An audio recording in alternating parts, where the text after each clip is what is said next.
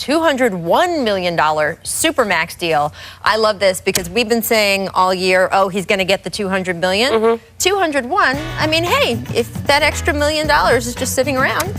Well, first off, this is the biggest contract in NBA history that has just been agreed to. Also, Steph Curry has been one of the great discount contracts in NBA history. $44 million over the last 4 years. Those days are over. Steph Curry is getting taken care of. This is the new rule. One of the reasons why no one was worried about Steph Curry going anywhere, like we were worried about Kevin Durant and LeBron James before that, is this is the new rule. This is the Supermax that was just put in. It was for this moment. And I'm going to tell you something else. Good news for the Warriors for getting Sean Livingston at $8 million a year. That is amazing. A year ago, high-level backup point guards were getting between $12 and $14 million a year. So this is not only a referendum on the market slowing down a little bit, but also on the Warriors getting a value deal. Not so good for Andre Iguodala, though. But this is the thing. Sean Livingston, whether America wants to acknowledge it or not, he left money on the table. He could have made so much more. He made the decision that he likes playing in Golden State. He likes winning. If you have had Sean Livingston's career and you finally land somewhere where things go well for you, he was cut twice on Christmas Day. Tell her. Rachel, this is the thing. He's never had a big deal in his life. He had a rookie deal, he got hurt on his rookie deal, and he's been on minimums for over a decade. Andre Iguodala it's huge that he would say, this is my payday, this is my day. No, it's all right. Andre Iguodala has made close to $200 million in his career, and he's saying, hey, listen, I'm not taking, your lowball offer. I know that I'm not saying Sean would say this, and I'm not saying the Warriors would say it, but this is kind of a lowballish offer. I'm kind of surprised. Yeah, I'll tell you this. Like, I talked to Sean about this during the playoffs because we were getting ready to write a story about Kevin Durant taking less money and being willing so that they could bring guys back like this.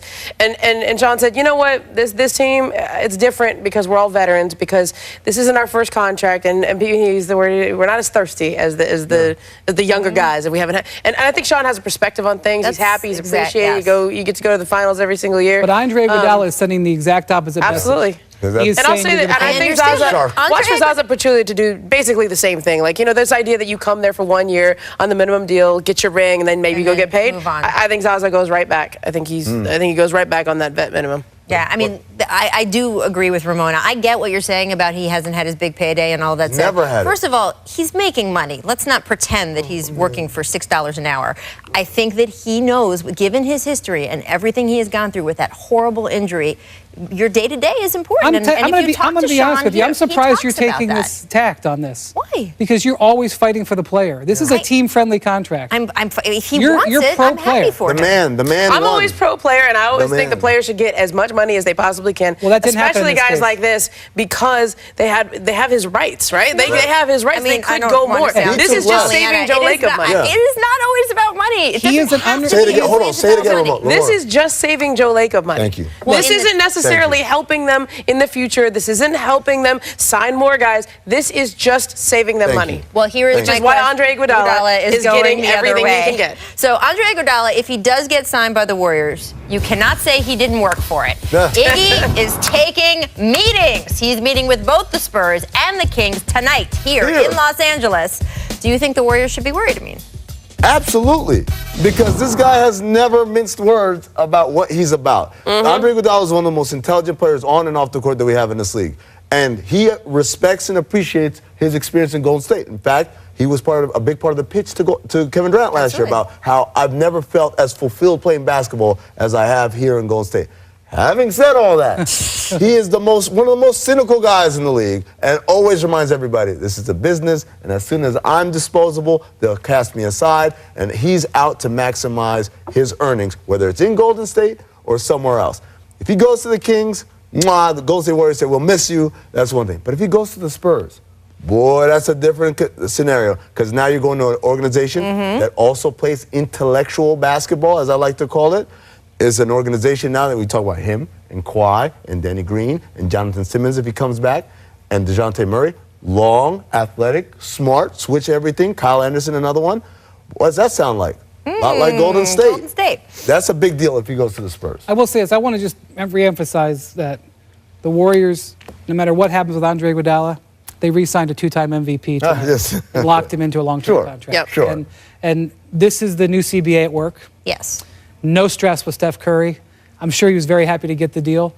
But at the end of the day, if the Warriors are able to retain Kevin Durant, which they will, retain Steph Curry, which they have, retain Sean Livingston, which they have, if they lose Andre Iguodala and they still are going to keep those guys in the fold, I think they're okay going forward. And I think that's going to be the crux of the issue. They're going to have to be willing to walk away from Andre Iguodala. Well, let's talk about Andre Iguodala and the luxury tax versus the salary being the issue. Because you mentioned your story during the finals about Kevin Durant. He's willing to take the 1-on-1. And in fact, he's going to wait now, right? Yeah, he's going to wait. He needs to wait because they need that cap space. Like, he can't sign his deal because they need the rest of their space. Actually, that's not what's happening. Durant has given himself an out. He is leaving it open that he can sign for the max if they have the cap space, or if they sign Iguodala and don't have the cap space, he takes about a $3 million hit and signs something that this is really exciting. The non-qualifying bird exception. Yes. Which first you have to say First you almost swore on television. Now all that sexy talk, Brian. I don't know if America's ready for you. Kevin, we love you. We'd like to offer you the non-bird qualifying offer. I'm getting tingles. But in a way, Kevin Durant, willing to take $3 million less, has put the Warriors in position to have to pay their guys. Yeah. If Durant said, you're paying me the max, long story short, they would have had to do it with cap space, and they would have gone to Andre Iguodala and said, I'm sorry, we only have this little block right here. That's all we have to offer you. But by Durant seeming to give a team-friendly deal, what he's actually done is put the owners in a tough situation. And why? Because of the luxury tax. Right. Because of the luxury tax. And this is why this CBA works, right? Because no matter how great of a collection of talent you have, the day comes where you have to pay maybe $1 billion in tax, and I don't care how rich you are. That's a lot of money. That's a factor. Let's just. I want to explain why. It's not that what they're going to pay Iguodala this year. Right. It's the concept that Iguodala would want a 3 or 4 year deal, and by the time he was in third or fourth year, you're talking about Draymond Green taken care of, Klay Thompson taken care of, the contracts that Steph signed tonight, the Durant signed.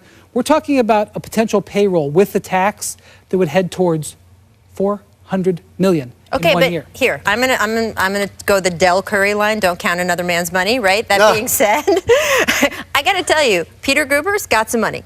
Joe Lacob's got some money. We've had this discussion about Dan Gilbert in Cleveland as well, right? Got some money. If you have to go into the luxury tax, heavy, double tax, repeater tax, to keep a LeBron James, to keep this once-in-a-lifetime Warriors roster together. She's just flip-flopping. Yes, you are. She's just flip-flopping. I'm calling you on it. Wait. You just got done saying that Sean Livingston. No. I'm saying Sean Livingston has the right to make his own decisions. We don't make them for him. Of course not. Separately, I am saying that if you are these guys and your player who is making his own decisions is now Andre Iguodala, and he is forcing you to pay, I do not understand why some of these owners get skittish. And we saw it in Miami with Mickey Arison dropping Mike Miller because he didn't want to pay the luxury tax.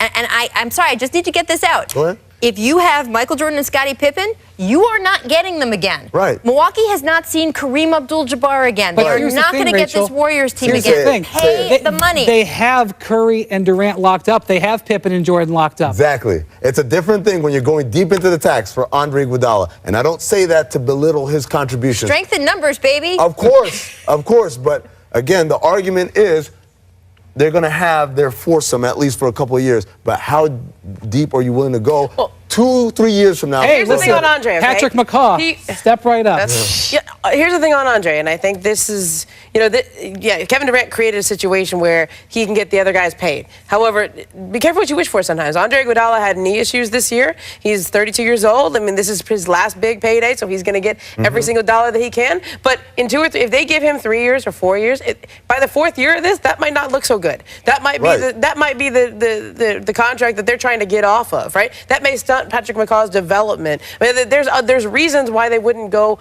all the way with Andre Iguodala right now, because they want to keep things in check. You want to have some rationality to this. Flip side of that, though, man, I don't know if there's another guy who's as underappreciated as this guy. What he does. Finals MVP. Finals MVP, but beyond that, all the defensive plays. Think about the strip steal he had on LeBron at the end of Game 3. Think about the strip steal he had on Kevin Durant. You were just ready to throw him in the garbage heap. I see both sides. Oh, my Lord. We are going to take a quick break. We've got John Wall to talk about. We've got Oklahoma City to talk about. Come on back. Hang out with us. We're just getting started. Hours we're going to be here. This is going to be so much fun. I'm hungry. I signed up for like 1 hour. I'm getting